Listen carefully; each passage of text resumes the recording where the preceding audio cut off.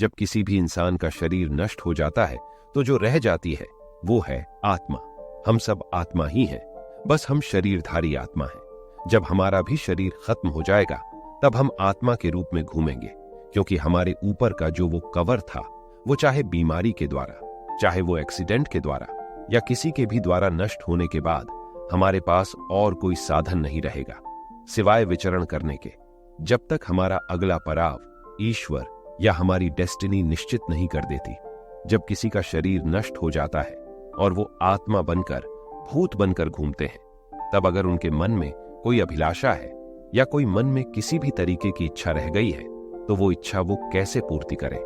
अब इसमें भी सबसे रोचक बात यह है कि आपको अगर सपने में किसी भी तरीके की आत्मा दिखाई दे रही है या भूत दिखाई दे रहा है और वो आपसे कम्युनिकेट करने की कोशिश कर रहे हैं, तो इसमें कई बातें होती हैं।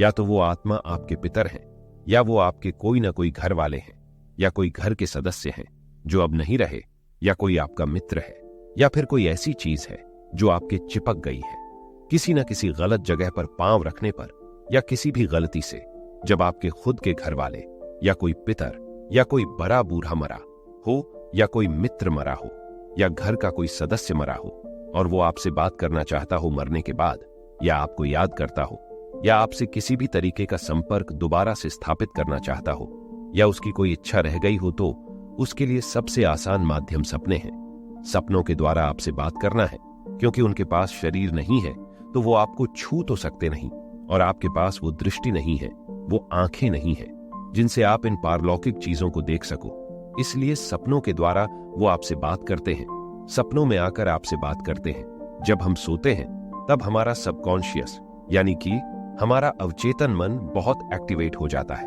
आप ये लगा लीजिए कि हम अपने पूरे जीवन में अपना 10% दिमाग ही इस्तेमाल करते हैं, जो हमारा कॉन्शियस माइंड है, जो हमारा इस वक्त जो है एक्टिव माइंड है, पर जो हमारा अवचेतन मन है, जो हमारा सबकॉन्शियस है, 90% एक्टिवेटेड होता है।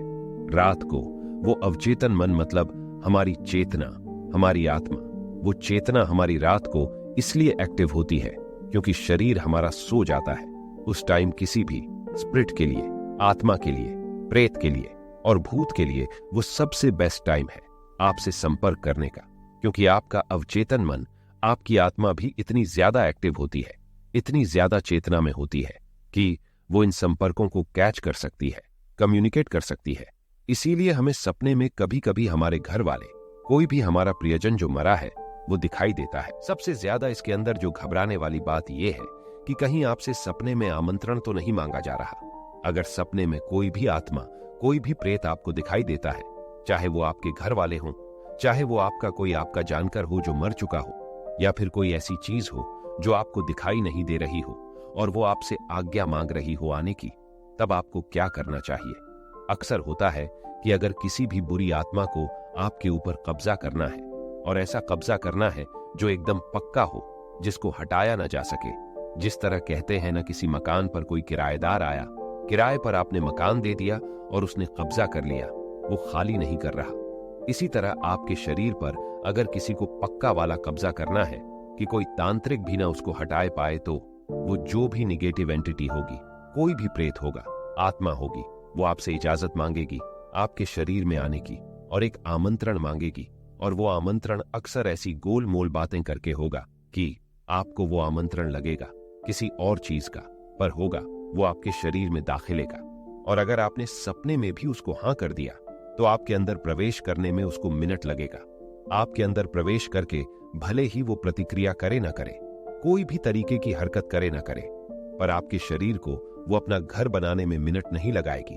उसके लिए तो एक नया घर बन ही गया, और ऐसा बन गया जिसको हटाया नहीं जा सकता। क्योंकि ऐसा होने पर आमंत्रण के बाद ये आत्माएं जब किसी के शरीर पर आ जाती हैं, तो अगर आपकी तबीयत खराब होती है या कुछ टाइम बाद आपको एहसास होता है कि आपके ऊपर कुछ है और आप दिखाते हो और निकलता है वाकई में कुछ है और उसे हटाने की कोशिश की जाती है, तो वो आत्माएं इसी बात का हवाला देकर रह जाती हैं कि हम तो आमंत्रण से आई हैं, हम अपनी मर्जी से नहीं आई, हमें तो बुलाया गया है।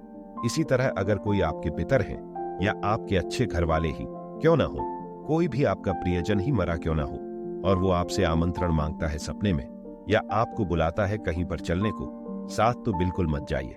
सपने में ही अपनी कॉन्शियस इतनी रखिए कि आप उस चीज में मना कर सकें, उस आमंत्रण को ठुकरा सकें, या फिर आप उनको जाने को कह सकें। और यकीन मानिए, सपने लेते वक्त भी, सोते वक्त भी आपकी आत्मा इतनी ज्यादा पावरफुल होती है, अवचेतित होती है कि उसको पता होता है वो क्या कर रही।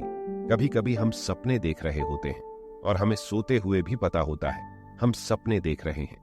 और ये आपके ऊपर है कि आप उस प्यार में बहकर कोई गलती करते हो या आप सही मायने में अपने दिमाग से काम लेते हो। सपना देखते वक्त और ऐसी अगर कोई परिस्थिति आती है जब कोई आत्मा आपसे आमंत्रण मांग रही है या आपसे मिलने की बात कर रही है या अंदर आने की बात कर रही है, तो आप न कह सको। हम लोग अक्सर इसको हंसी में टाल देते हैं, फिल्में देखते हैं और कहते हैं, नहीं ये सब तो ड्रामा है, ऐसा नहीं होता, वो नहीं होता।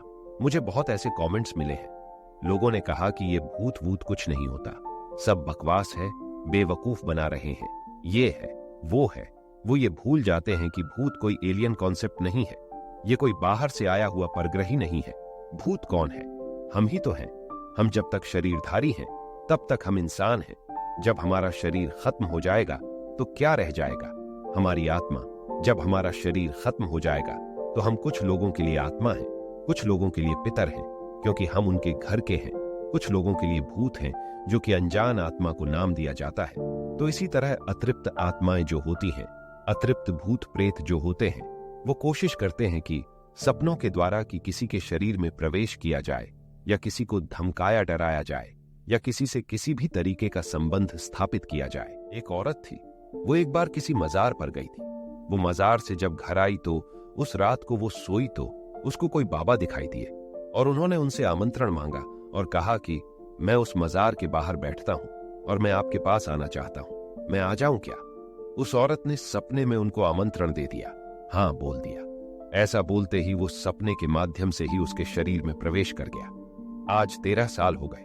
उसके माँ बाप ने हर जगह, हर तांत्रिक को, हर बाबा को दिखा लिया, ताबीज बनवा लिया, गंडे बनवा लिए।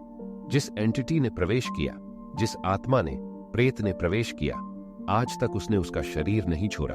और अब यह है कि वो गंडा बांध कर रहती है। गंडा का अर्थ है मंत्र पढ़कर गांठ लगाया हुआ धागा। उस महिला को बीच बीच में जब भी आत्मा परेशान करता है, वो उसका इलाज कराने ले जाते हैं गांव में, क्योंकि आमंत्रण से वो चीज उसमें आई हुई है। इस वजह से उसको हटाना नामुमकिन हो गया है किसी भी तांत्रिक के लिए।